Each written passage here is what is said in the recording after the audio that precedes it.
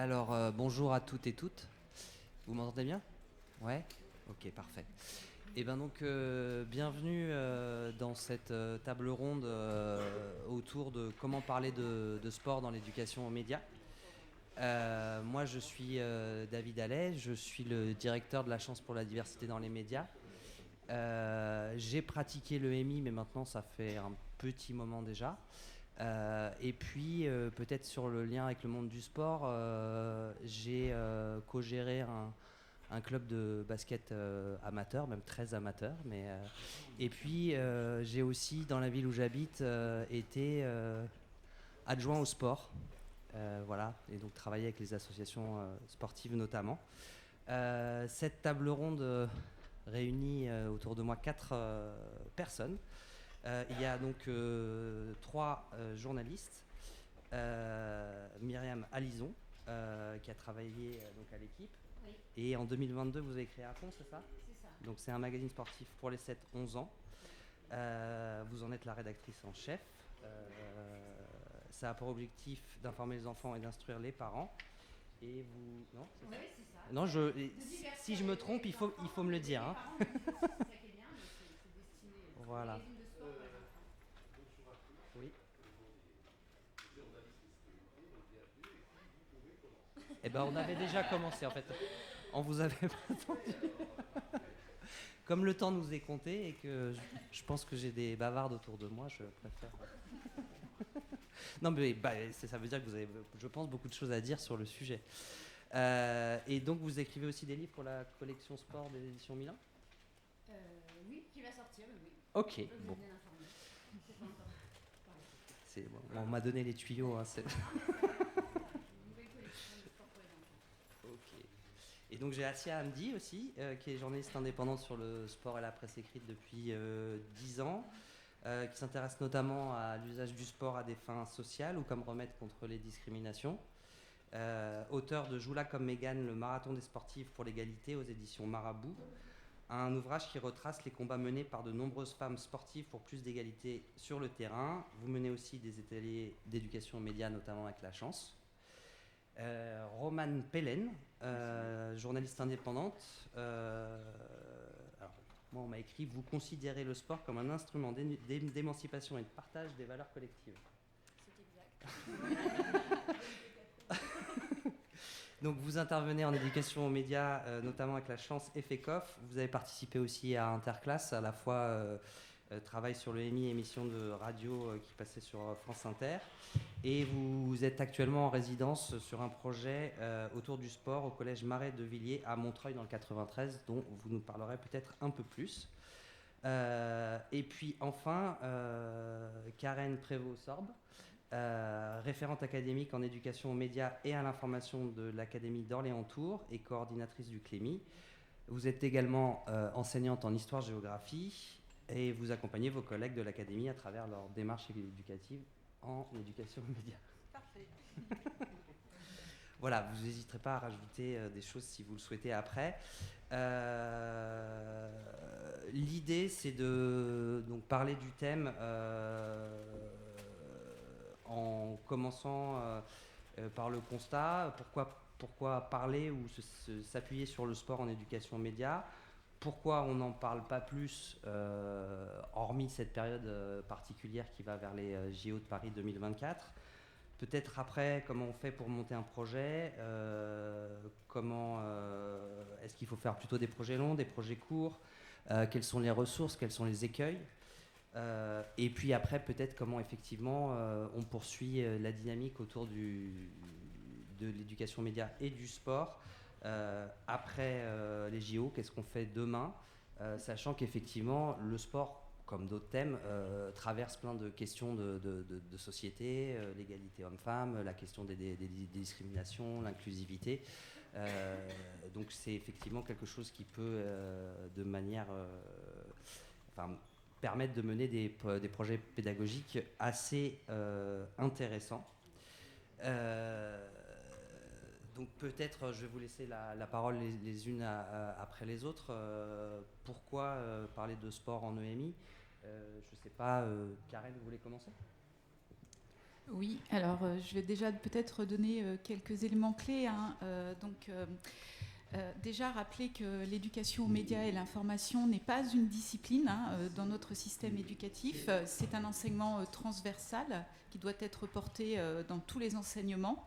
Et dire qu'aujourd'hui, l'EMI, il y a urgence à développer l'éducation aux médias et à l'information, que ce soit dans les écoles, les collèges et les lycées. On le voit bien. Et quand je parle d'urgence, c'est véritablement une urgence.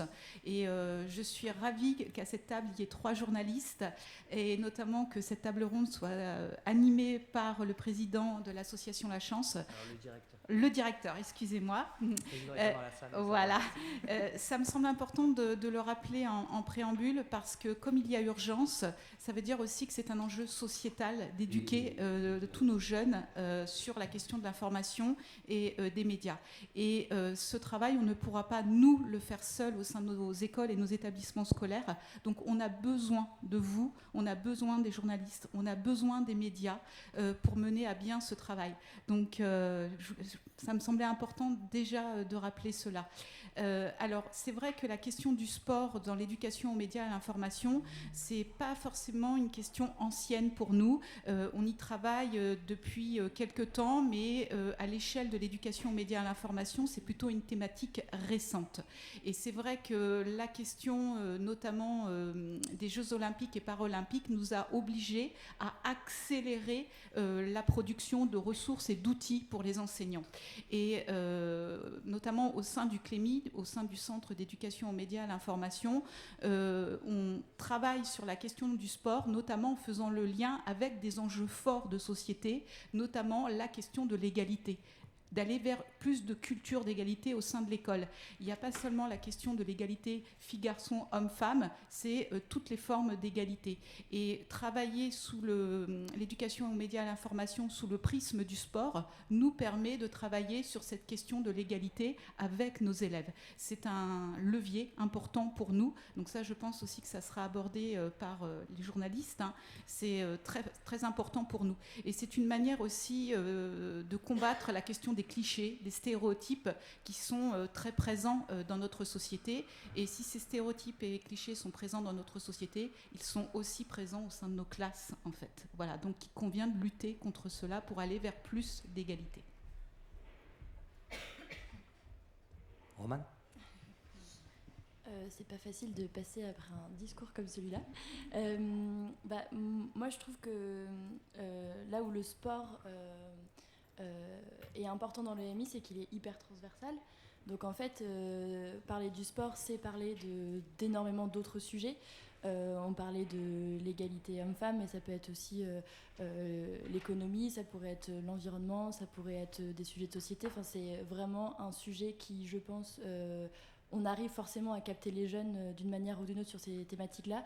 C'est aussi un sujet qui est vraiment beaucoup regardé ou consommé. Alors forcément il y a le foot, mais pas que. Je pense que c'est l'occasion aussi de faire découvrir une diversité des sports et de aussi montrer que la pratique sportive, elle est accessible peut-être à plus de monde que l'on ne croit ou que certains ne le croient. Donc il y a encore ces questions d'autocensure parfois à travers, en tout cas le regard qu'on porte sur la pratique sportive.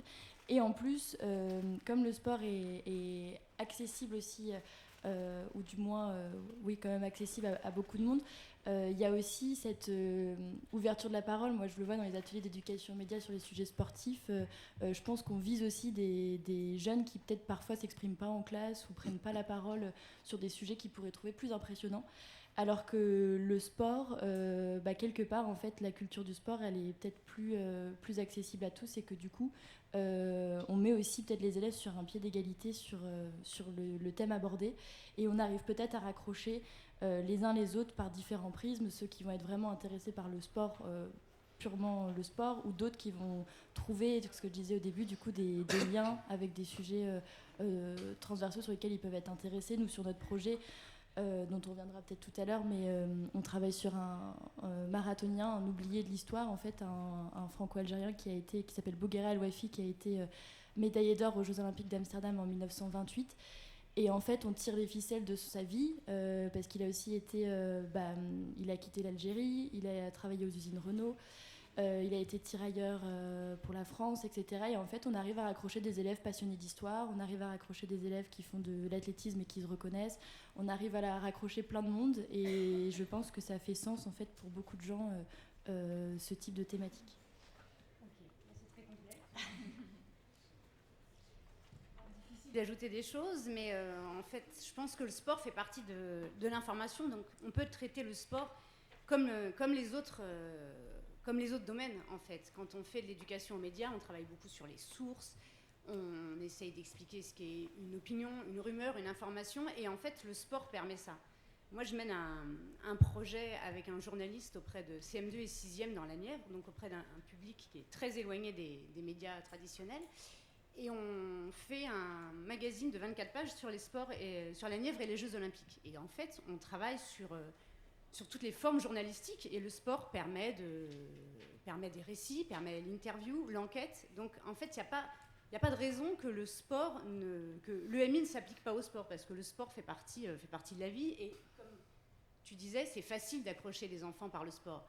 Quand on leur dit « Ah, on va faire venir un champion olympique en classe », tout de suite, ils sont tous impliqués. Et parce que le sport fait partie de leur vie, de leur quotidien, ils se sentent proches de ça.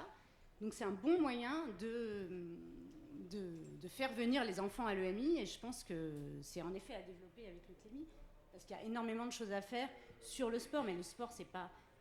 Je pense aussi que le sport a été sous-traité, parce qu'à un moment, le sport était un sous-domaine, comme les journalistes de sport sont des sous-journalistes. Il y a eu cette image-là qui a quand même été assez présente pendant des années. Aujourd'hui, le sport est un peu à la mode. Voilà, on a des écrivains qui bossent sur le sport. Mais pendant longtemps, le sport, nous, journalistes de sport, on s'est sentis assez mal considérés. Et c'est encore un peu le cas maintenant. Et justement, l'EMI peut aider à changer tout ça, faire venir les journalistes dans les écoles. Je pense qu'il y a vraiment tout un travail à faire autour de ça. Merci. Il ne va pas me rester grand-chose à dire. Voilà, bien sûr, j'adhère à tous les éléments que vous avez amenés.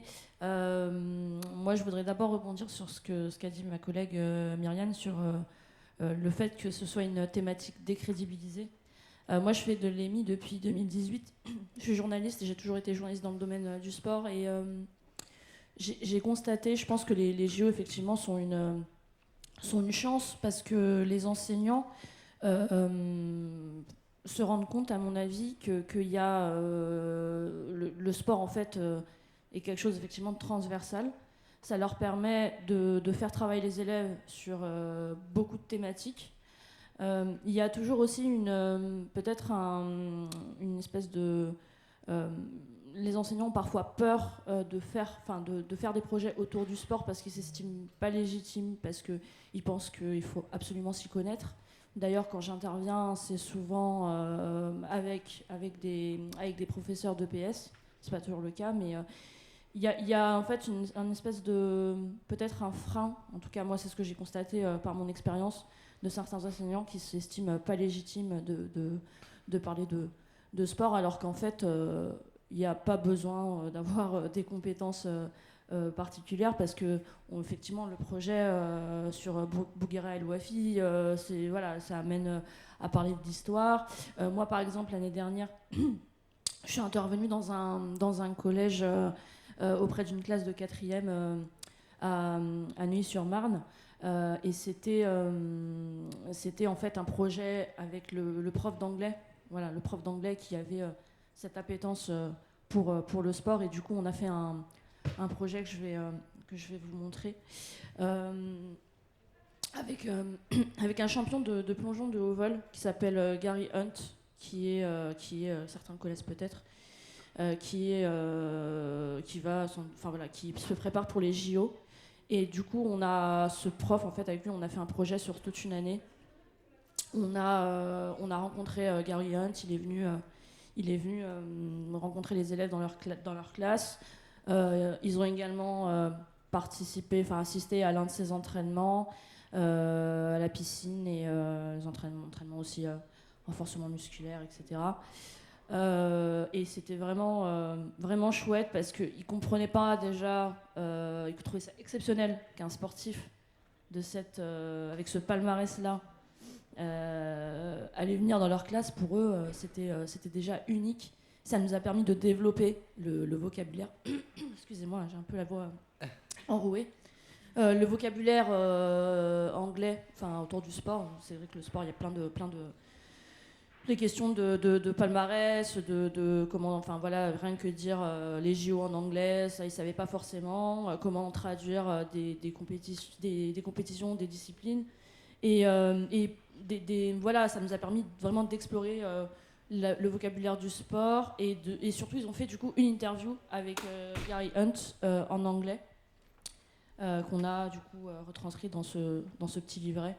Et c'était vraiment chouette parce que je pense que ils se rendaient pas compte de leur capacité. Ils ont appris des choses, et voilà. Donc c'est vraiment, je pense, je suis vraiment ravie, voilà, qu'il y ait les JO, au moins pour cette raison-là, parce que c'est nous aussi, je pense, en tant que journalistes qui intervenons dans les établissements et qui utilisons le sport. Enfin, moi personnellement, je sens plus de crédibilité. C'est moi aussi, et ça fait du bien. On a l'impression que notre thématique est vraiment prise au sérieux, et c'est chouette.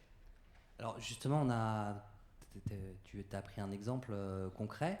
La question après, effectivement, c'était de demander, pour monter un projet comme ça, comment on fait pour emmener une classe, quelles sont les ressources, quels sont les écueils, comment on fait pour avoir Gary Hunt, est-ce que les sportifs sont disponibles, c'est quoi, comment on monte un peu ça, et peut-être qu'on parlera aussi d'El Wafi et d'autres projets ensuite. Parce que là on a le résultat, mais comment on arrive à ça? Est-ce que ça a été si simple que ça? Est-ce que ça a été un peu compliqué? Comment ça s'est passé? Ça me permet effectivement de parler on va dire, de l'apport indispensable des associations qui encadrent ce type de projet. Il y a effectivement la chance avec qui j'interviens beaucoup, il y en a d'autres, mais je pense qu'elles ont un rôle indispensable déjà, parce qu'elles permettent de faire le lien entre les établissements et les journalistes. Moi, quand je suis sollicitée, alors au début j'avais fait un projet, ça s'était pas forcément très bien passé, parce que le premier projet que j'ai fait, parce qu'il n'y avait pas forcément de lien, ce qui faisait que la problématique à laquelle on était confronté, c'est que je devais moi-même convaincre du bien fondé du projet aux enseignants. Il n'y avait pas forcément d'adhésion, et du coup je devais aussi m'organiser pour caler aussi des heures d'intervention sur les heures des profs. J'essayais de mélanger les disciplines pour que personne ne soit lésé, mais ça a créé des tensions, ce que je comprends totalement. Donc je me suis dit que je fonctionnerais plus de cette façon. Moi, ça m'a servi d'exemple, mais effectivement maintenant, depuis, je travaille avec les associations. Je pense qu'elles sont un acteur indispensable, parce que déjà ça nous permet on sait, en fait, on est sollicité par l'association pour intervenir, donc il y a un cadre, c'est rassurant. L'association fait le relais. Il y a une problématique donnée, donc en fait moi quand j'interviens, c'est soit en ponctuel, parfois c'est une séance de 2 heures où je viens soit parler de mon métier, ou soit faire une intervention sur une thématique bien spécifique que je prépare, ou alors c'est un projet au long cours sur toute une année scolaire, à peu près une dizaine de séances.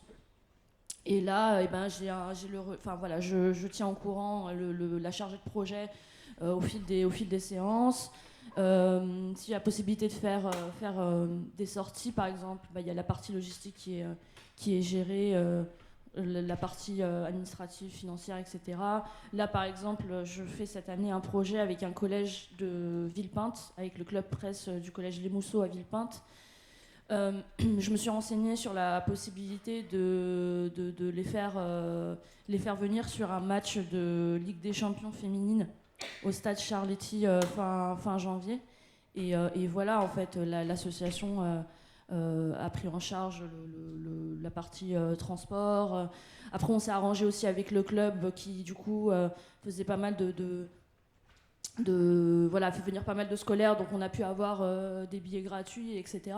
Donc il y a des choses à faire. Sur le côté sportif, moi j'utilise beaucoup mon réseau, du coup, soit des athlètes que j'ai déjà sollicités pour des articles, avec qui je suis restée en contact. Mais en général, ils sont totalement partants. C'est pour parler de ce qui les passionne le plus. Donc, si ça leur demande pas beaucoup d'investissement, j'ai pas eu beaucoup de freins de ce côté-là. Effectivement. Merci. Je sais pas qui veut prendre la suite sur ce. Oui, parce que dès lors que les actions concernent les établissements scolaires, il y a un acteur qu'il ne faut pas oublier, c'est l'académie et le rectorat. Je rappelle juste que depuis janvier 2022, il y a eu la publication d'une circulaire importante. C'est la première circulaire qui concerne l'éducation aux médias et à l'information, qui a créé la mission de référent académique EMI et qui a également créé une nouvelle instance académique qui est la cellule académique EMI. Et c'est cette cellule qui fixe la politique académique en EMI dans chaque académie. Et c'est dans cette cellule, justement, qu'on réfléchit, qu'on pense, qu'on conçoit l'offre de formation en EMI. Et cette offre de formation, bien sûr qu'elle est conçue avec tout ce que les associations, les journalistes, les partenaires extérieurs à l'école peuvent nous apporter. Et ça me semble très important. Il faut qu'on travaille ensemble sur l'offre que l'on porte auprès des établissements scolaires. C'est ce que fait d'ailleurs l'association La Chance. Moi, j'ai la chance, c'est le cas de le dire, de travailler avec Tristan. On travaille ensemble, on regarde l'offre qui est faite, on essaie vraiment que cette offre cadre avec les enseignements, parce que je pense que ce qui est important aussi pour que ça fonctionne pour les journalistes, c'est que cette offre, elle cadre véritablement avec les enseignements en école, en collège et en lycée, que ça ne soit pas quelque chose qui arrive en plus. Et justement, l'idée, c'est de construire les choses pour que, justement, il n'y ait pas de difficulté pour le journaliste qui arrive au sein de l'établissement scolaire ou au sein de la classe. Et le journaliste n'est pas enseignant et l'enseignant n'est pas journaliste. Et je pense que ça, c'est important comme préambule à rappeler, c'est que chacun doit apporter ses compétences. C'est-à-dire que l'enseignant ne doit pas tout attendre du journaliste, et c'est lui qui doit apporter la pédagogie, la didactique. Le journaliste, lui, est là pour apporter son expertise, ses compétences professionnelles. Donc cette idée de co-construction, elle est importante, c'est-à-dire que le projet doit être co-construit en amont pour qu'il ne vous arrive pas ce que vous avez relaté assez rapidement. Et je pense que les projets auront d'autant plus de sens que s'ils s'inscrivent véritablement dans les programmes d'enseignement et s'ils s'inscrivent véritablement aussi dans les besoins des enseignants. C'est-à-dire que ce qu'il faut impérativement éviter, c'est le projet qui serait collé dans un établissement scolaire sans qu'il y ait eu véritablement concertation avec l'équipe pédagogique, parce que parfois il peut y avoir les meilleures intentions d'un établissement scolaire, notamment des personnels de direction qui souhaitent faire vivre l'éducation aux médias, qui ont à cœur d'accueillir des journalistes au sein de leur établissement, sauf qu'il manque un acteur clé, ce sont les enseignants, parce que ce sont eux qui vont faire vivre le projet au sein de la classe. Juste dire aussi, c'est important pour nous au sein de l'éducation nationale, c'est qu'aujourd'hui aussi on a un outil qui nous permet aussi de développer les projets, c'est le Pass Culture. Ça me semble aussi très important à rappeler. On a pour les journalistes et les médias, les associations, la possibilité de se faire référencer sur Adage et surtout de faire des offres au sein du Pass Culture, au sein de la part collective. Et à mon avis, les journalistes, les médias et les associations devraient s'emparer davantage de ce Pass Culture, de ce référencement sur Adage, parce que nous, au sein des établissements, on essaie vraiment de mettre en avant ce Pass Culture pour qu'il y ait plus de MI, notamment avec des professionnels, qu'il y ait plus d'ateliers. Et ces ateliers ont véritablement un sens pour nous. C'est ce que Jacques Gonnet appelait des ateliers de démocratie. C'est comme ça qu'on voit l'éducation aux médias et à l'information au sein de nos écoles et nos établissements. Ce sont des véritables ateliers où les élèves apprennent ce que ça veut dire être citoyen. Et un bon citoyen, c'est un citoyen qui s'informe pour avoir une opinion éclairée, et même sur la question du sport, c'est important. Et je pense que c'est ça le sens aussi de ces actions en éducation aux médias et à l'information, c'est de donner le goût de l'information, c'est de donner des aptitudes, des capacités, des compétences à nos élèves pour qu'ils puissent s'informer correctement et surtout pour qu'ils puissent devenir des citoyens vraiment pleinement éclairés et responsables. Ça me semble important aujourd'hui dans une société ultra connectée, hyper connectée, où le faux côtoie le vrai, que nos élèves arrivent à bien développer. Et où il y a la défiance envers notre métier aussi. Exactement. Surtout, et ça c'est important. Oui, vous avez raison de le rappeler, parce que ces ateliers où vous venez en classe, ça permet de renouer parfois un lien de confiance qui peut être fissuré ou parfois totalement rompu.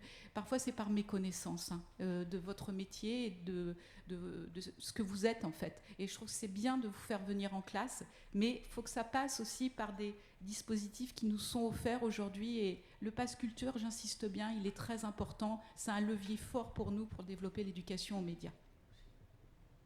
Alors, le Pass Culture, c'est super, mais moi je mène un projet d'éducation aux médias financé par la DRAC, qui cherchait des journalistes en résidence dans la Nièvre, et c'est un projet de 60 heures. Donc c'est un gros investissement. Et ce projet, il est à cheval sur les CM2 et les 6e. Et en fait, là, je vois bien la différence. C'est-à-dire que les CM2, c'est très facile. Il y a une enseignante qui est très impliquée dans le projet. Elle a les élèves de 8h à 16h, donc on vient quand on veut. On habite à côté, c'est très simple.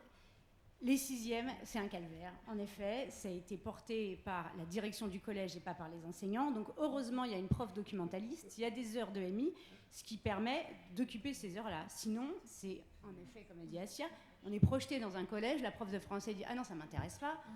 C'est quand même dommage. D'autres collèges à côté disent « Ah ben venez chez nous ». Mais non, c'est à 40 km, on ne va pas aller si loin. Donc c'est vraiment, il faut que ça soit co-construit avec les enseignants, et c'est très important. Et je regrette, le Pass Culture ne permet pas aux écoles élémentaires, c'est que pour les collèges, le système adage collège-lycée. Et c'est vrai qu'en école élémentaire, il y a beaucoup de choses à faire. C'est déjà leur expliquer ce que sont les médias, les métiers de la presse, comment s'informer, ce qu'est une info. On peut commencer avant 11 ans. Et en fait, avant 11 ans, il n'y a pas de financement pour les journalistes. Alors, enfin, moi, la commune, oui, ça dépend. Ouais, si vous voulez rebondir, il n'y a pas de souci. Effectivement, moi, je rejoins. Nous, on commence dès la maternelle. C'est vrai que autant le Pass Culture, c'est une révolution, parce que depuis 1 an et demi, pour aller du collège à la terminale, c'est beaucoup plus facile que ça ne l'était. Autant, effectivement, pour les projets en école primaire, élémentaire, maternelle, c'est plus compliqué. Et donc, si vous voulez rebondir, et peut-être après, Oui. Romane, rentrer dans le concret du projet à Montreuil, comment ça s'est monté, les difficultés, les rapports avec les enseignants, voilà.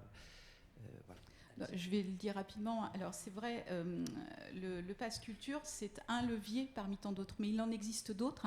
Nous, on arrive dans l'Académie d'Orléans-Tours à financer des projets pour le premier degré. On a d'autres leviers qu'on utilise, et c'est au cas par cas. Mais c'est vrai qu'il y a un gros travail à mener avec les collectivités territoriales, et là, il est de notre ressort de les convaincre. Par exemple, moi, je vois encore hier matin, j'étais en rendez-vous avec la collectivité territoriale de Bourges, et on travaille ardemment avec les collectivités pour que des moyens soient mis sur l'éducation aux médias, à l'information, et les collectivités en fait n'attendent que des offres construites, en fait, parce que les collectivités sentent bien l'urgence de faire de l'éducation aux médias, à l'information. Mais c'est vrai que c'est au cas par cas, on nous propose des actions et nous on voit de notre côté comment on peut les financer. Vous avez évoqué la DRAC. La DRAC, par exemple, dans mon académie, il y a l'appel à candidature pour les projets EMI. La DRAC finance des projets qui concernent le premier degré. Et voilà, donc on fait au cas par cas, on essaye justement de voir tous les leviers disponibles dans notre région pour essayer vraiment de mailler l'ensemble du territoire sans oublier le premier et le second degré. Ce qui me semble important aussi dans ce qu'on vient de dire, et je finirai là-dessus, c'est l'urgence aussi de mailler l'ensemble du territoire. C'est-à-dire que de ne pas faire seulement des actions dans les grandes villes et les grandes métropoles, il faut aussi aller dans les zones rurales et les zones enclavées, parce que c'est là aussi où on a besoin d'éducation aux médias, et il y a des associations, des structures qui interviennent dans ces zones-là, et ça me semble important aussi de faire un focus sur ces zones-là qui en ont véritablement besoin. Alors, en tout cas, à la chance, on y réfléchit très fort et on cherche plein de possibilités, y compris de travailler avec d'autres. Je vais laisser la parole à Romane sur les projets concrets. On viendra aux questions juste après. J'ai vu votre main levée. Hein. Ne vous inquiétez. Du coup, tu veux que je parle du projet? Ouais. Un peu comment ça s'est monté, les difficultés, les écueils. Ouais. Alors du coup, nous, donc avec La Chance, j'interviens pour La Chance dans un collège qui s'appelle Marais de Villiers à Montreuil. C'est un collège dans lequel on mène le projet donc sur Bouguera El Wafi. En fait, ça a débuté par un appel à projet qui a été rondement mené par Tristan. Donc du coup, c'est vraiment expliquer en quoi ce projet-là était transversal et répondait à plusieurs critères. Il y avait donc le critère des JO, le critère du territoire. Il fallait que ça soit ancré en Seine-Saint-Denis. Et après, il y avait des critères sociaux, etc. Donc l'idée, c'était vraiment de trouver un thème, en tout cas, qui allait cocher plusieurs cases pour pouvoir bénéficier des financements de cet appel à projet. Le plus important, et vous l'avez très justement souligné, c'était aussi de trouver l'établissement qui serait moteur aussi, parce qu'en fait, intervenir avec un beau projet, parce que on savait qu'on tenait quelque chose de très chouette à mener avec les élèves. L'idée de ce projet-là, c'est de retracer l'histoire, donc je le disais tout à l'heure, d'un athlète qui a été oublié, et d'en faire un podcast avec tous les rencontres qu'on a pu faire, etc. Et finir en fait avec un travail avec des street artistes. On va faire en fait une fresque murale mouvante, on va dire. En fait, il y aura plusieurs fresques au sein de leur établissement. Donc ça mêle les arts plastiques, ça mêle le sport et ça mêle aussi l'histoire. Et coup de chance, on a trouvé un établissement où il y avait donc 3 professeurs, un prof d'histoire, un prof de sport et un prof d'art plastique qui étaient hyper motivés. Et en fait, tout ça a fait que donc on a eu cet appel à projet, on mène actuellement ce projet donc dans cet établissement scolaire. Et on le voit qu'avoir des professeurs qui sont hyper contents, hyper partants, motivés, ça aide en fait, ça fait vraiment la différence. Nous, on fonctionne avec des boucles WhatsApp pour essayer de caler les rendez-vous, on se tient au courant des avancées, etc. On est vraiment dans le dialogue et on n'a pas l'impression d'être un poids dans leur organisation scolaire ou dans leur programme, dans leur emploi du temps. On se cale sur leur horaire à eux, leur horaire de cours, et on s'organise comme ça pour avancer le projet. Et effectivement, ça rentre aussi, je pense, dans leurs attentes d'enseignement, etc. Enfin, ça rejoint aussi le programme. Enfin, le projet se cale parfaitement sur le programme scolaire. Et le fait que ça remplisse toutes ces cases, c'est moteur, mais je l'ai vécu aussi des ateliers où les profs corrigent des copies pendant qu'on est là et qu'on se dit ok, super, mais si vous participiez, ce serait peut-être chouette aussi de voir qu'il y a peut-être des élèves qui lèvent la main, qui lèvent pas la main d'habitude, qui ont des choses hyper intéressantes à dire et que d'habitude ils sont peut-être plus réservés. Là, je pense qu'ils vivent avec nous ce qu'on a l'habitude de voir, c'est-à-dire au fil du projet qui s'étend quand même depuis... c'était novembre, je sais plus, on a débuté en novembre. En fait, nous, on voit des élèves qu'on n'arrivait pas à capter au début. On se disait, mais même ils nous gâchaient certaines séances, quoi. On s'est vu faire un zoom avec la petite nièce de Bouguera El Wafi. Tristan et moi, on était passionnés parce que c'était extraordinaire. On se disait, ouais, quelle matière, quoi. Mais les jeunes ne sont pas journalistes, donc au bout d'un moment, ils décrochent. Il y en avait un, mais vraiment, ils mettaient le bazar dans la salle de classe. Et en fait, au fur et à mesure, ces élèves-là, on leur donne le micro. On les fait enregistrer tel historien, on va voir des artistes, il y en a un qui s'avère, il adore dessiner, donc en fait il commence à poser des questions, on l'avait jamais vu poser des questions, donc en fait c'est moteur comme ça au fur et à mesure. Après, dans les galères qu'on peut rencontrer, il faut être honnête, c'est les galères d'emploi du temps aussi, en fait, de réussir à caler. Ça nous arrivait d'avoir calé depuis longtemps une visite des ateliers des artistes avec qui on va travailler, et puis la veille on apprend qu'en fait c'était pas remonté à la direction, donc on n'a pas les autorisations de sortie, donc on est obligé d'annuler. Donc heureusement que les artistes elles sont cool et tout, elles disent aucun problème, on reporte. Mais des fois ça pourrait être ça aussi les galères, c'est-à-dire que tout le monde arrive à se caler, qu'il n'y ait pas d'oubli, que la chef d'établissement soit aussi partante dans le projet, parce que des fois il faut négocier aussi pour avoir les autorisations. Mais voilà, c'est quand ça suit son cours en tout cas, et que quand tout le monde est partant sur le projet, c'est vraiment des beaux moments de vie, des beaux moments de partage, et des moments aussi où on grandit. Enfin, moi en tant que journaliste, je trouve que l'éducation aux médias, ça contribue aussi à nous faire grandir, à nous faire prendre du recul sur notre pratique, à se remettre en question souvent, et à aborder aussi les choses d'une autre manière, parce que parfois moi je les vois poser des questions, mais vraiment genre se dit waouh, elle venait d'où celle-là, hyper du tac au tac, sans aucune gêne et tout, et en fait ça passe quoi. Il y a aussi des trucs de je trouve ça beau en fait de se dire que nous des fois on met des pincettes, on sait plus trop comment, et en fait moi il me donne pas mal de leçons aussi de pratique, ou ouais voilà, c'est ça, il y a un peu de ça, voilà, donc lancez-vous si vous avez des idées, ça c'est vraiment ça vaut le coup quoi. Peut-être juste, je passe la parole tout de suite, juste une précision, parce qu'on est plusieurs à cette table à évoquer Tristan, mais je pense que les gens dans la salle ne connaissent pas Tristan. Donc Tristan Goldbrand, qui est derrière, est le responsable de l'éducation aux médias du coup à l'association La Chance, et donc a pu travailler sur différents projets. C'est pour ça qu'il est évoqué par différents acteurs de cette table ronde. Oui, et c'était pour en revenir au sport. Moi, j'ai beaucoup côtoyé des sportifs quand j'étais journaliste à l'équipe pendant une dizaine d'années, qui ne voulaient pas toujours répondre aux questions, qui n'étaient pas forcément joignables. Et en fait, quand on les appelle, que ce soit pour mon magazine de sport pour les enfants ou pour un projet EMI, ils répondent. Et ils sont ravis de venir partager leur expérience avec des enfants, parce que ce n'est pas un public à qui ils s'adressent d'habitude. Donc, en fait, on peut y aller, il faut y aller. Les champions sont là. Nous, on a accueilli un champion olympique des Jeux d'Helsinki, qui avait 93 ans, qui est venu nous voir. Et il répondait plus au Journal du Centre, ni à France Bleu. Et il a dit, allez, ok, je viens. Bon, il est en pleine forme. Et finalement, France 3 est venu, le Journal du Centre est venu. Ils sont venus faire un reportage sur les enfants qui interviewaient un champion olympique. Et voilà, donc il ne faut pas avoir peur de leur demander quand on a accès. Et ils répondent souvent positivement. Et ça, c'est très, très motivant pour les élèves, parce qu'ils se disent, tout à coup, ça y est, moi aussi, je peux poser des questions à un champion olympique. Ils ont touché la médaille. C'est des souvenirs qui restent aussi. Et ça me fait penser, quand on parlait du coup, je plombe l'ambiance, mais quand on parle des fois d'échecs ou de choses qui ne marchent pas, on pensait fièrement qu'on arriverait à aller à l'INSEP, parce que en fait, plusieurs des élèves de l'établissement où on intervient en fait, sont dans un pôle athlétisme, et il s'avère que Bourguera El Wafi était donc athlète, il courait des marathons.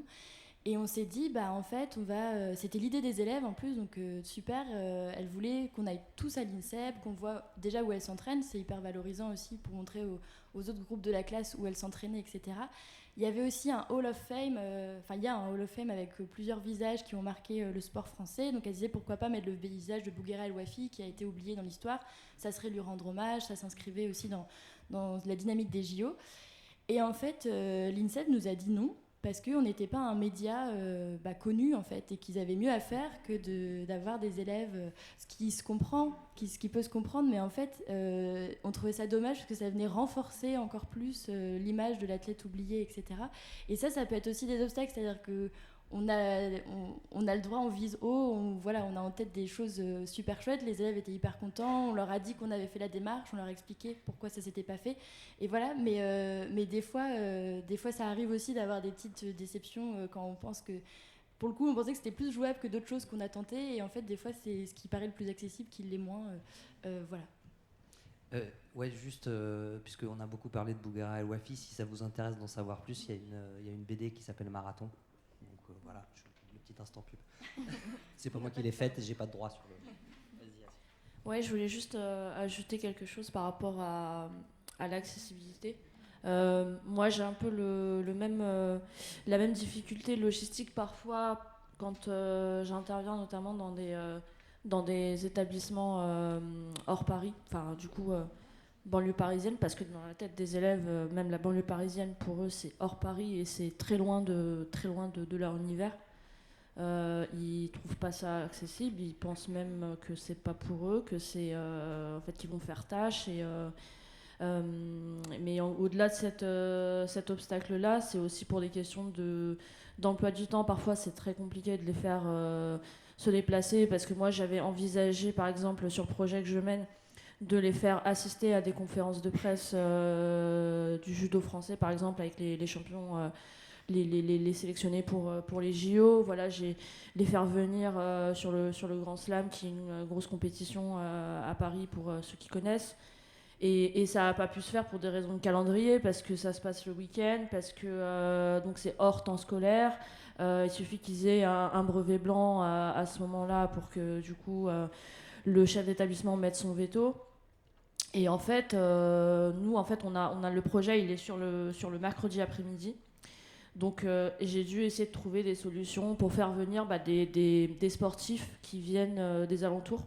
Bon, pour le coup, on a trouvé un sportif qui était super motivé, un ancien champion de boxe thaï, qui est venu avec ses ceintures, avec son short, et ils étaient vraiment émerveillés. Voilà, on a des photos des jeunes avec les ceintures, c'était assez exceptionnel.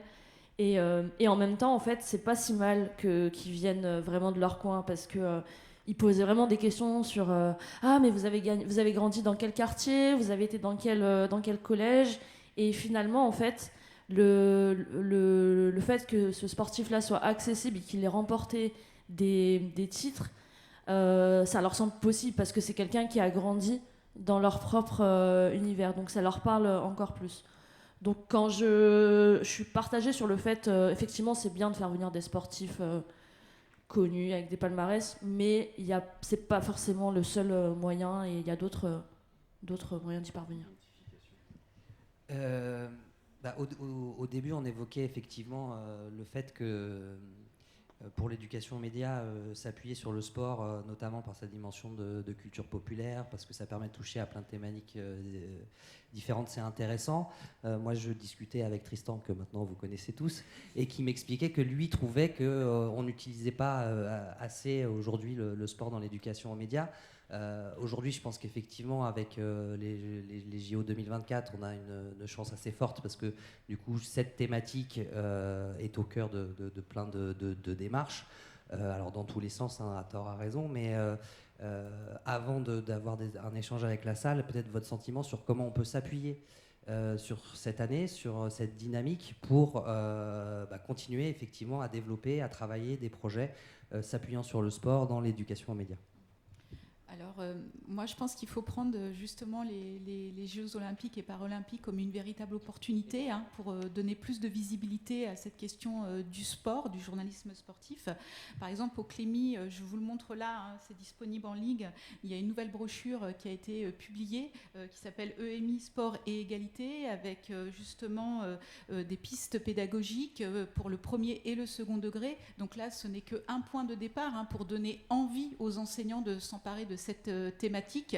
Et au sein de l'éducation nationale, on n'y pense pas assez, mais on a des associations sportives. Je pense dans le premier degré, on a ce qu'on appelle l'UCEP, et dans le second degré, l'UNSS.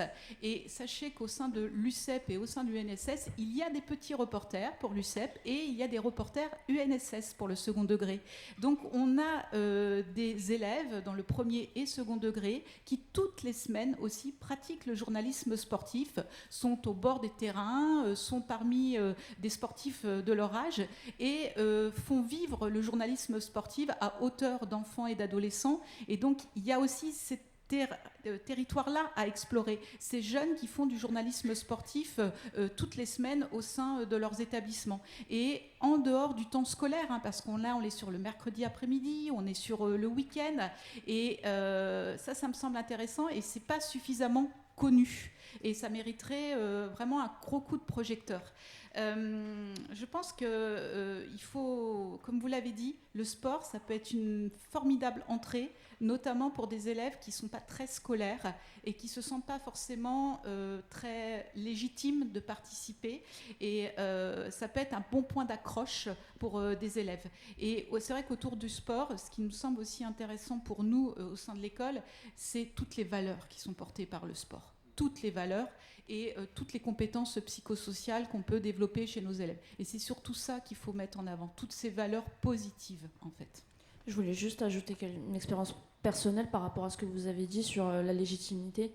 Ça, je le constate tous les jours, les enseignants qui viennent me voir en fin de séance, dans différents établissements, en me disant c'est incroyable, d'habitude, je les entends pas du tout, ou alors ils font le bazar. Et là, en fait, en leur parlant de Mbappé, et ben du coup ils sont captivés et ils sont surtout partie prenante. Ça permet de les raccrocher et on se sent aussi. Tu parlais, Romane, de ce que ça nous apportait.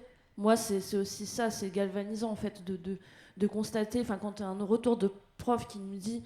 D'habitude, voilà, il est pas, c'est un cancre cet élève, et là, il a posé des questions. J'ai eu un exemple encore il y a 10 jours avec un élève du club presse à Villepinte, un élève qui a la tchatche, mais qui est assez dissipé, qui est jamais, voilà, alors pourtant il est inscrit au club presse, mais ouais, on sent qu'effectivement il est là un peu, voilà, comme ça, histoire de dire j'ai fait un projet et en fait il n'était pas forcément motivé. Ce qu'on a fait, c'est qu'on a organisé, quand je vous disais, je parlais de l'accessibilité, on n'avait pas la possibilité cette semaine-là d'aller en dehors de l'établissement. Du coup, on a organisé un reportage au sein de la section AS du collège, avec, du coup, en lien avec l'enseignant qui encadrait la séance. Et l'idée, c'était d'aller interroger les élèves, d'aller interroger l'enseignant. Et j'ai été vraiment très surprise, mais positivement, parce que du coup, cet élève est même allé jusqu'à interroger le gardien du gymnase dans son bureau, alors que moi, j'avais pas pensé à cette option-là. Et à un moment, je me demande, mais où est-ce qu'il est passé? Et je vois, il est dans le bureau, il est resté une demi-heure à lui poser des questions sur son travail, etc. Et c'est génial, c'est génial. Vous voulez dire un mot sur comment on peut poursuivre la dynamique, Romane et Myriam? Moi, je me dis que tous les projets qui auront été faits sur cette année jusqu'au JO seront aussi la preuve que ça marche, et que de la multiplicité en fait de choses qu'on peut faire à partir d'une thématique qui est le sport. Donc je pense que partir de cette base-là peut rassurer aussi, de dire voilà, regardez ce qui a été fait, on peut très bien trouver une thématique. Et je rejoins ce que vous disiez sur aussi s'appuyer finalement, il se passe aussi des choses sur des territoires où hyper près des enseignants, des élèves, que ce soit l'UNSS, il y a des pôles sport aussi des fois dans les établissements, que ce soit le basket ou autre, ou l'athlétisme ou autre sport, et que du coup en fait déjà dans l'établissement en soi, sans aller parfois, parce que ça peut être impressionnant les gros projets là dont on parle, qu'on mène sur du long terme parce qu'il y a eu telle opportunité, ou parce que ça fait plusieurs années qu'on anime des ateliers et que du coup ça semble faisable, mais en fait ça commence aussi tout simplement par un groupe d'élèves qui interviewe le pôle je sais pas, volleyball, moi j'étais à Brest, donc de Kérichen, qui les suit sur plusieurs entraînements, qui les suit sur un match ou un tournoi, et en fait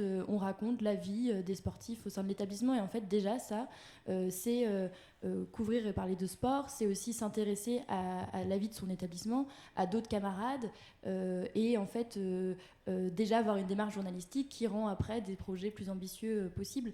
Mais je pense que ça peut peut-être aussi débloquer sur ces questions sportives qu'on abordait aussi au début, qu'en fait le sport, comme tout autre sujet, quand on se plonge dedans, en fait qu'on réfléchit à plusieurs, qu'on trouve comment articuler avec les enseignants, avec l'établissement, avec les journalistes et les assos. Enfin, en fait, ça se fait très bien et ça marche très bien.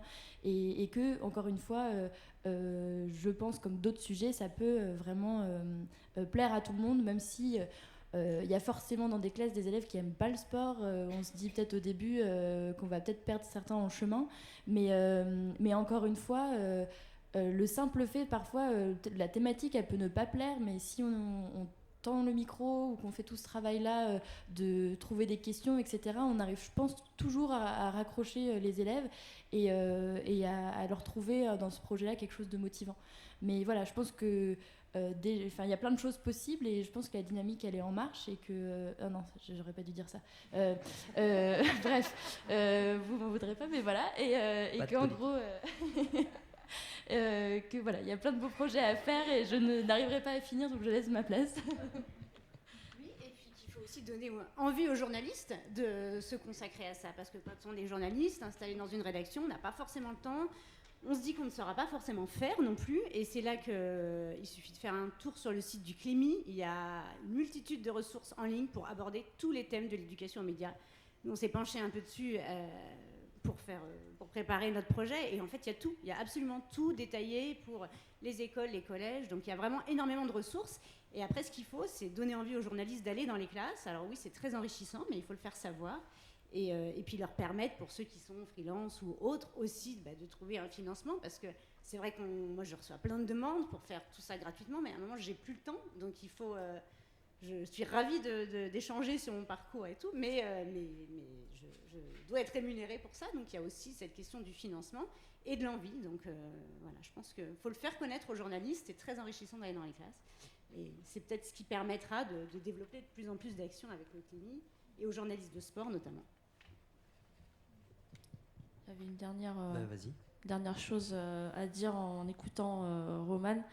Je crois que l'enseignement le plus important que moi j'ai tiré de ces années d'EMI, c'est que la meilleure façon, je trouve, de captiver ces élèves, c'est de se mettre à leur place. Moi en fait c'est une cure de jouance à chaque fois. Déjà quand je vais dans ces établissements, je me revois élève et en fait j'essaye de me dire qu'est-ce qui peut vraiment les motiver, parce que je pense qu'on est tout aussi partie d'une passion pour le sport, et c'est aussi ça qui nous rattache aussi à ces élèves quand on parle de la défiance envers les médias, le fait que le journalisme ce soit quelque chose, voilà, parfois certains vont même partir dans les théories du complot, et le journalisme et le sport justement ça permet de les raccrocher. Et quand on leur parle du fait que nous-mêmes on était à leur âge collégien, on était passionnés de sport et qu'on regardait aussi le foot à la télé, et que on voulait devenir journaliste, voilà, pour pouvoir suivre notre passion, ça leur parle. Et je pense du coup que effectivement ça amène à s'imaginer élève, revenir élève et se dire moi j'étais à leur place, et du coup ça permet d'avoir plus d'indulgence, plus de compréhension par rapport à leur mode de fonctionnement, le fait qu'ils puissent savoir comment faire pour qu'ils soient captivés. Et en ça le sport effectivement c'est un très bon moyen d'y parvenir. Oui, c'est vrai que c'est hyper important ça aussi, parce que parfois nous on l'a vu sur des sorties par exemple. On a fait une sortie, bon c'est pas la plus sexy, mais au cimetière de Bobigny. Donc au début ils tiraient la tronche parce qu'ils disaient mais qu'est-ce qu'on va faire au cimetière, et arrivé là-bas on était avec un historien qui était passionné et passionnant, mais sauf qu'au bout de 2 heures en fait eux ils décrochaient, alors ils allaient faire autre chose, ils partaient. Il y a des moments où on sentait que lui il se demandait ils sont où, enfin il avait envie d'avoir un public qui l'écoutait attentivement, qui buvait ses paroles. Et en fait déjà, quand je me dis, moi j'étais comment au collège, ça se trouve j'aurais décroché aussi au bout d'1 heure. Donc aujourd'hui on a plus d'attention, donc tant mieux pour nous, mais c'est pas le cas à leur âge. Et de se dire aussi, c'est ok en fait. Déjà, moi je supporte pas de faire la police, donc voilà. Et donc en fait on les laissait un peu aussi partir, mais ils partaient pas pour aller faire autre chose en fait. Souvent ils allaient voir une autre tombe, ou ils allaient voir autre chose, ils revenaient avec une question. Donc en fait le fait de pas écouter, des fois c'est pas le fait de s'en fiche, ou de voilà, c'est plus l'idée ils se nourrissent, ils débattent entre eux, etc.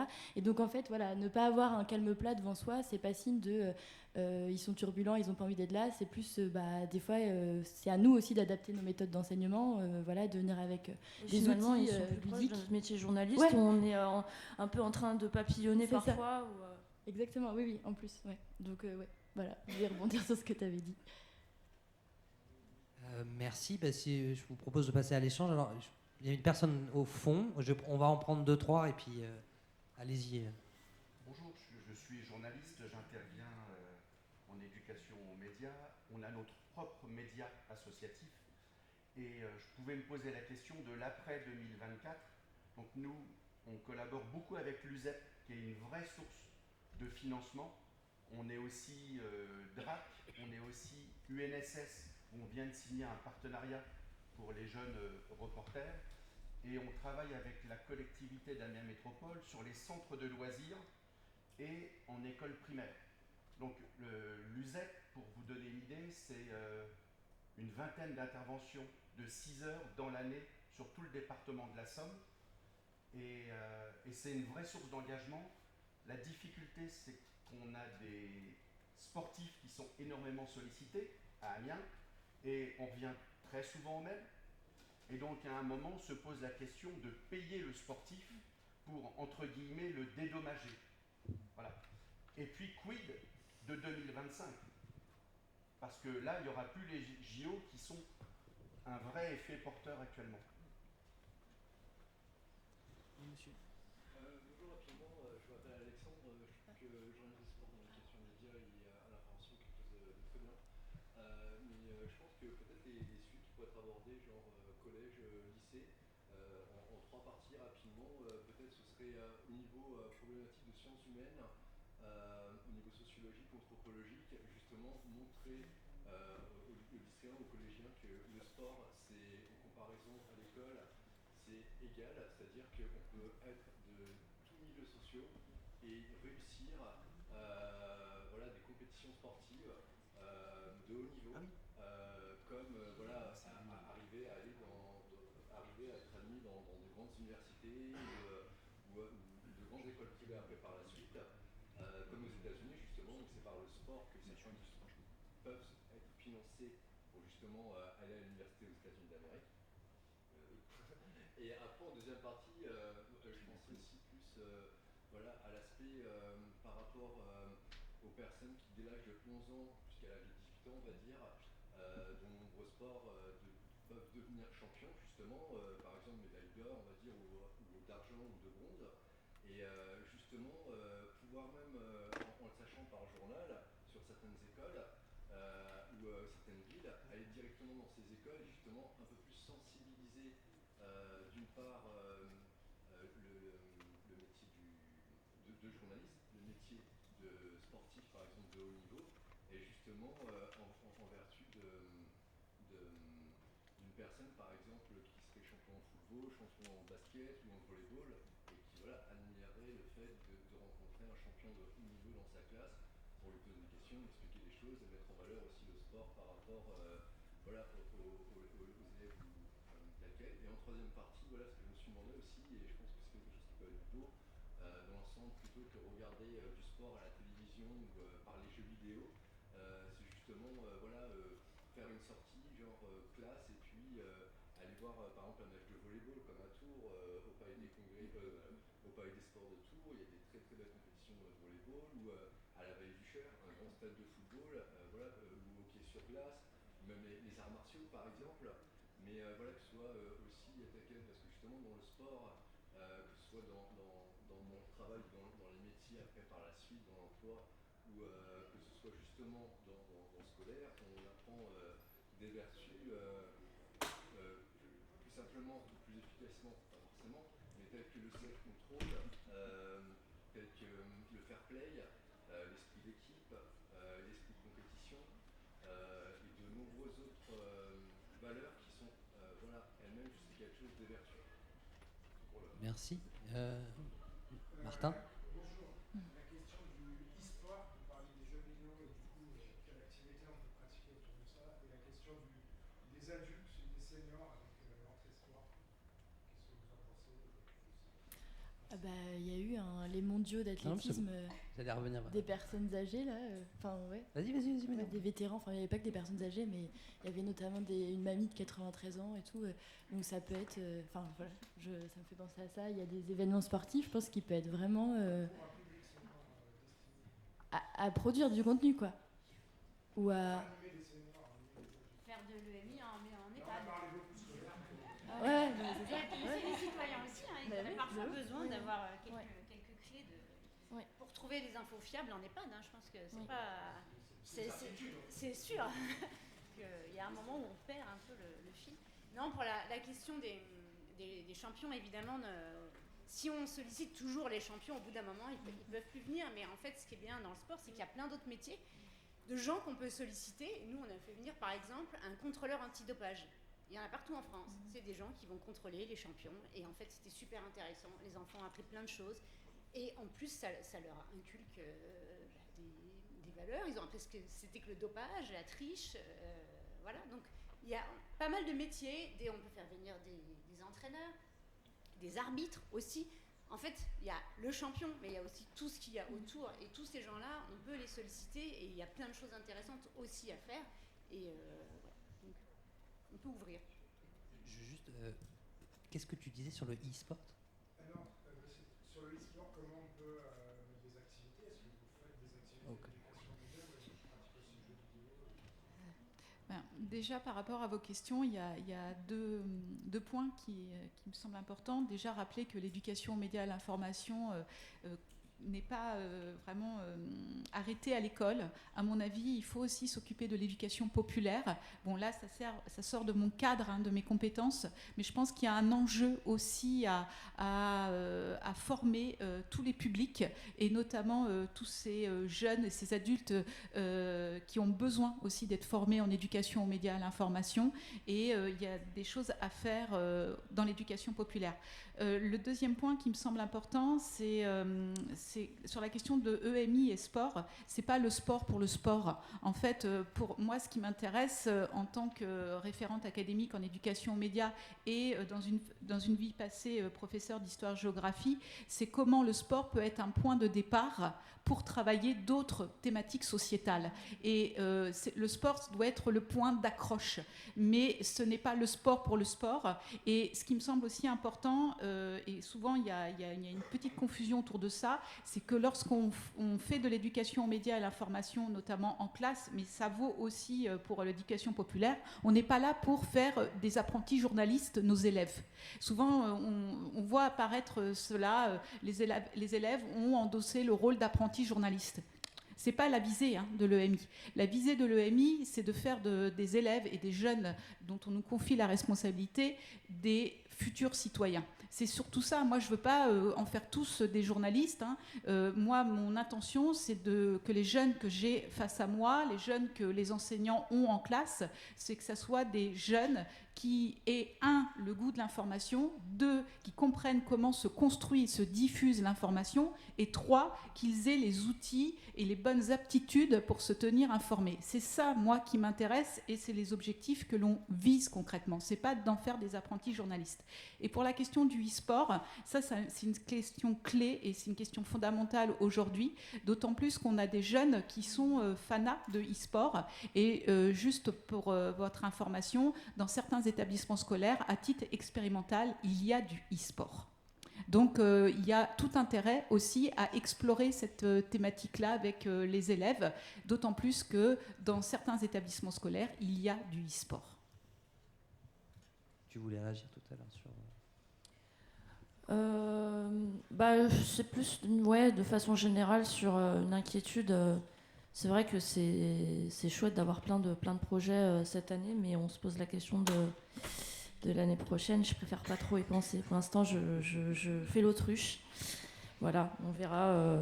C'est un peu aussi ce que vivent les sportifs cette année, sponsor, médiatisation, sponsor, etc.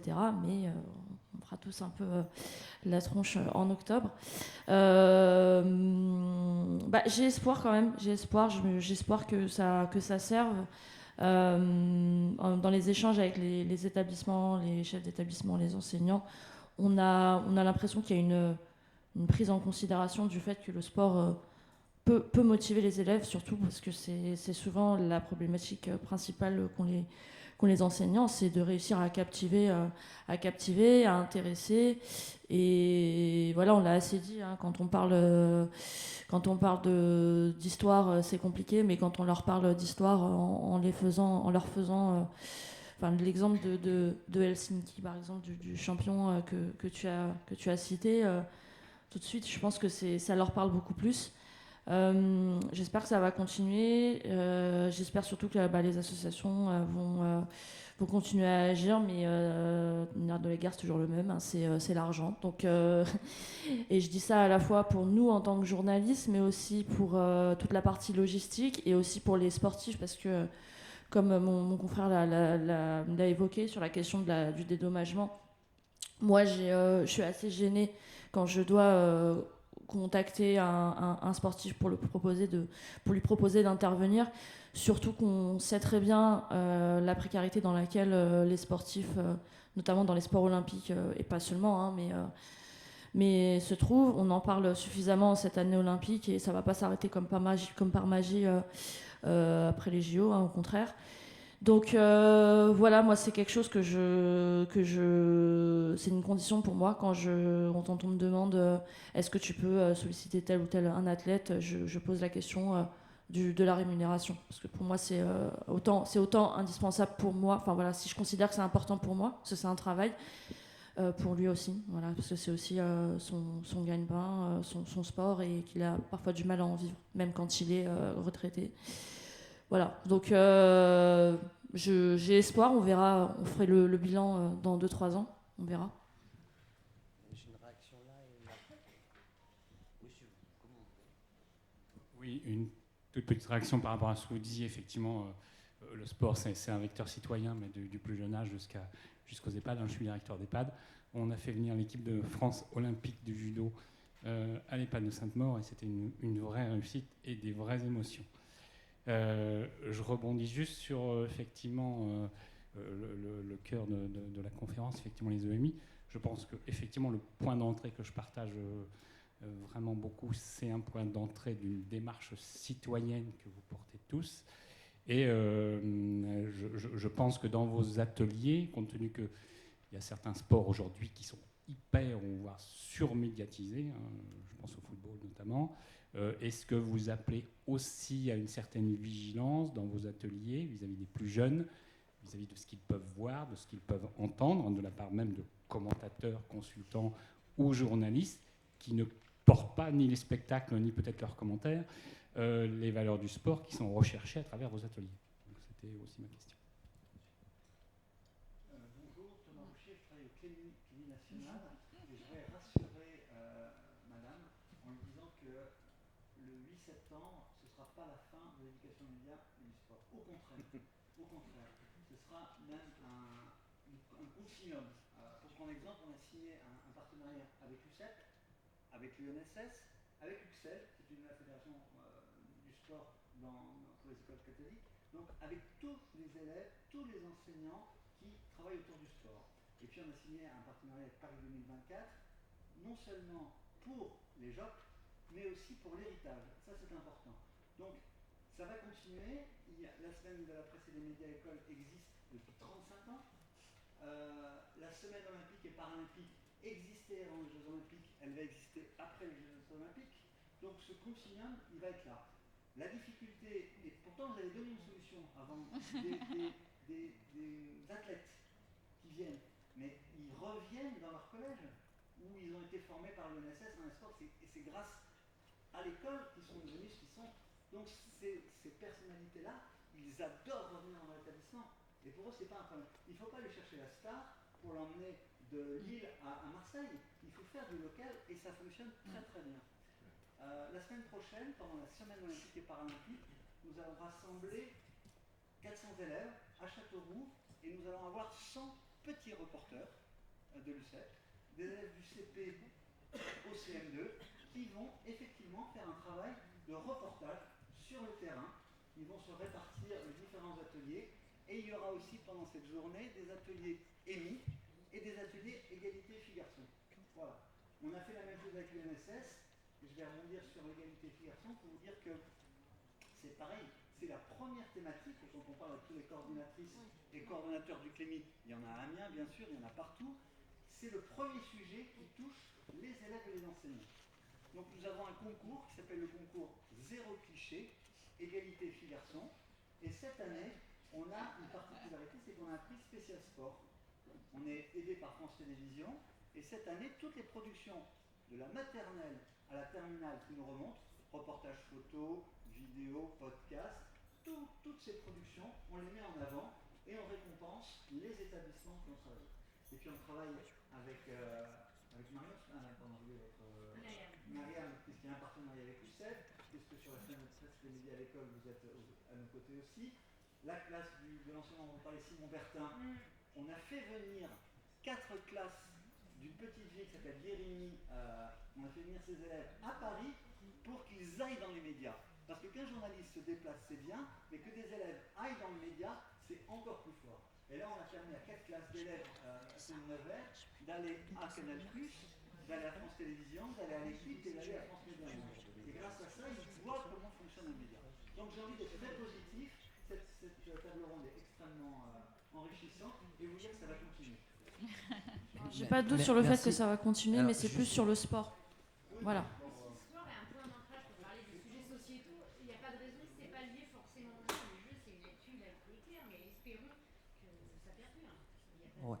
Alors, juste, je vous ai vu, madame, juste, puisqu'il y avait les deux personnes, il y avait une question autour de, je pense, la question comment on gère, comment on traite dans ces ateliers-là, parce que le sport permet plein d'accès, mais il y a la question du sport business, du sport spectacle. Le sport n'a pas que des aspects positifs, comme c'était évoqué. Comment on travaille ça ?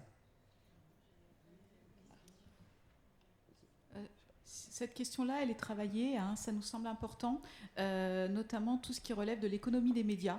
Ça, c'est quelque chose, en plus, c'est inscrit dans les programmes, j'insiste bien. Au lycée, c'est inscrit dans les programmes. Vous avez notamment en lycée, ne serait-ce qu'en classe de première, un enseignement de spécialité qui s'appelle Histoire, Géographie, Sciences politiques, Géopolitique. Hein. C'est quand même 25 heures d'éducation aux médias au programme de première dans cet enseignement de spécialité. Et la question de l'économie des médias doit être abordée. Donc, pourquoi ne pas l'aborder sous l'angle du sport ? Je veux dire que ça, c'est une coloration que l'enseignant peut donner. C'est toute une question d'angle, donc c'est comme pour vous. Et justement, je pense que ce que les enseignants ont parfois besoin, c'est d'idées inspirantes. Voilà. Donc pourquoi ne pas étudier cette question de l'économie des médias sous l'angle du sport ? Donc moi, ça me semble important. Le sport, vous l'avez dit, c'est juste, ça peut être le fil qu'on vient tirer pour aborder d'autres questions. Voilà. D'ailleurs, moi, c'est un point que j'évoque très souvent, la question de l'économie des médias, avec les jeunes, notamment les collégiens, 4e, 3e. Ce que je fais concrètement, c'est que je leur montre des unes de l'équipe et je les interroge sur... j'ai fait en fait un comparatif de une de l'équipe sur la période en 2021, sur la période juste pré-JO, JO, post-JO, et sur le nombre de unes pour se rendre compte à la fois de la hiérarchie des sports, le fait que ce soit toujours le foot en premier. Ensuite, au niveau des thématiques, alors sur le foot, on a d'abord la Ligue 1, le PSG et Mbappé, et aussi sur la question de l'égalité homme-femme, pour montrer que sur le nombre de unes, il y a vraiment un gros écart. Et ça permet aussi de parler, le fait de parler des salaires, ça permet de raccrocher aussi les élèves et leur permettre après de dire ok, du coup d'où l'équipe a ses comment en fait on finance l'équipe, comment on finance les journalistes. Ça permet de parler des sponsors, ça permet de parler des logos qu'ils voient sur les maillots, faire un lien avec la billetterie, le merchandising. Donc en leur parlant effectivement de choses vraiment qu'ils connaissent et qu'ils voient au quotidien, on arrive à aborder des concepts qui peuvent paraître très compliqués. J'avais l'impression que vous parliez aussi un peu des plateaux télé où il y avait parfois des choses qui... Ou des spectacles, mais dans... Du sport-spectacle. Ouais. Et je pense que ce qui est important aussi, c'est d'expliquer aux enfants qui est le journaliste, ce qu'est un consultant, ce qu'est un éditorialiste aussi, parce qu'aujourd'hui, c'est le problème pour les jeunes, c'est qu'ils sont confrontés à tellement de sources d'informations où tout le monde est mis sur le même plan. On regarde la télé, on ne sait pas qui est journaliste, qui est éditorialiste, qui est invité et n'y connaît rien au sujet. Tout le monde, toutes les paroles ont la même valeur. Et je pense que c'est très important d'expliquer qui est le journaliste et ce qu'est le rôle du journaliste. Et une fois que les enfants ont compris ça, après ça, ça leur donne des clés. De trouver, bon ben voilà, lui parle, il est journaliste, normalement, ça a un peu plus de valeur que quelqu'un qui vient juste donner son avis, qui ne connaît pas le sujet. Donc, dans l'éducation aux médias, c'est aussi leur donner vraiment des clés pour trouver une source d'infos fiable. Et si on voit une info qui paraît totalement dingue, d'où ça vient, qui la sort, c'est vraiment essayer, avec quelques petites clés, en fait, on peut déjà éliminer pas mal de fausses informations. Et voilà, ce que j'allais dire sur ces plateaux où c'est bazar. Allez-y, juste rapidement pour qu'on puisse revenir une dernière fois vers la salle. Et puis juste après, en complément, ce qui me semble aussi important, ce qu'on n'a pas abordé aussi, c'est la question des élèves. Partir des élèves. Parce que tout ça, on le fait pour les élèves. Et moi, ce qui me semble important aussi à rappeler en éducation aux médias, à l'information, c'est que quand on fait de l'EMI, c'est un incontournable. On part avant tout des pratiques des élèves. C'est-à-dire qu'on ne vient pas coller sur les élèves des idées reçues, des représentations totalement fantasmées des pratiques informationnelles et médiatiques des élèves. Il faut vraiment partir de qu'est-ce qu'ils connaissent, ce dont ils ont besoin. Et en fait, on se rend compte que contrairement aux idées reçues, on a des élèves qui s'informent, alors peut-être pas via les mêmes sources que nous. 2, on a des élèves qui ne sont pas si crédules que ça.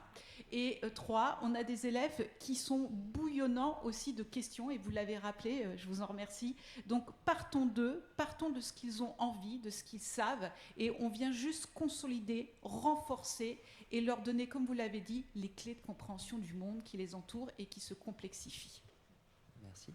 Alors, il y avait Oui, bonjour, merci pour les échanges, ils sont hyper riches. Donc moi, je suis Déborah Ado, journaliste et fondatrice pour le média participatif en ligne. Je suis journaliste de sport, de formation. Donc depuis 2 ans, je suis très sollicitée pour des projets autour du sport, d'éducation aux médias. Et j'aurais plein de choses à dire, mais je voulais faire une petite focalisation sur la question de la diversité. Aujourd'hui, c'est que des femmes journalistes de sport qu'on a autour de la table, ce qui est rare parce que dans la profession, c'est plutôt masculin. Et le fait d'intervenir, c'est aussi un moyen de casser les préjugés auprès de jeunes, auprès d'adultes aussi, parce que j'interviens auprès d'adultes, de montrer qu'on peut être femme et journaliste de sport. C'est aussi un aspect important du métier. Voilà. Tout à fait, merci. Non, moi je voulais juste rebondir, mais en fait, Karen Trevossant m'a devancé sur l'importance. Moi je suis professeure documentaliste en collège prioritaire RED+. Et on a monté un petit club média qui peine un peu à démarrer pour différentes raisons. Mais en fait, à un moment donné, on a réfléchi, on a lancé de façon très spontanée, qu'on ait l'idée de partir sur les élèves, des élèves, c'est hyper important. Et en fait, les élèves n'arrêtaient pas de me parler de la CAN, la Coupe d'Afrique des Nations. Et donc, je me dis, bon, on va faire une table ronde là-dessus. Et on a fait une table ronde sur la CAN et on a eu un succès fou. Parce que du coup, des élèves qui ne faisaient pas partie du club média sont venus à cette table ronde. Et là, effectivement, on s'est aperçu que, ils s'informaient beaucoup. Ils ne regardent pas la télé, parce que moi, dans mon collège, les élèves regardent très peu la télé. Par contre, ils suivaient la CAN via les réseaux sociaux et qui ne croyaient pas tout ce qu'ils disaient sur les réseaux sociaux. Et on a parlé de plein de sujets, finalement. On a parlé des joueurs binationaux, des équipes où ils jouaient ou pas. On a parlé de l'info sur les réseaux sociaux. Donc je trouve ça vraiment important qu'on parle des élèves, qu'on parle de ça. Et du coup, on va probablement poursuivre en faisant des opérations sur les grandes compétitions. On fera d'autres tables rondes dans le collège, que ça a franchement marché. Et d'ailleurs, que je souligne que ce jour-là, on a eu majoritairement des filles autour de la table ronde. Ouais, c'est super. Est-ce qu'il y a encore une remarque, une question avant de conclure? Non, si vous voulez, je ne sais pas si vous avez un mot de conclusion par rapport aux échanges, ou si vous avez envie de dire quelque chose de supplémentaire, c'est maintenant. Ah oui, moi, voilà. je réitère mon appel de début de la table ronde, parce que je sais qu'il y a des journalistes dans la salle, il y a des associations. On a besoin de vous. On a véritablement besoin de vous pour porter l'éducation aux médias, à l'information. Donc, en fait, tous mes collègues coordonnatrices Clémy sont à votre écoute. Venez à notre rencontre et justement, on fera matcher l'envie d'un établissement avec votre envie aussi de faire de l'éducation aux médias. On est là pour jouer le rôle d'interlocuteur et que tout se passe bien. Je réitère un message qui a été passé, effectivement. Et nous, globalement, ça ne vous concerne pas en particulier, mais ça concerne plein d'acteurs. Pour pouvoir intervenir, on a besoin aussi de moyens. Donc il y en a un certain nombre, mais on a cité des secteurs où c'était un petit peu plus compliqué. Donc c'est important de le dire parce que nos interventions, c'est un vrai travail. Je ne sais pas si... Et je le précise, et les rémunérations en salaire pour les journalistes. Ce que la chance fait effectivement, ce qui n'est pas si fréquent que ça dans l'éducation aux médias. C'est bon pour tout le monde ? Merci à tous d'avoir Merci à toutes et tous.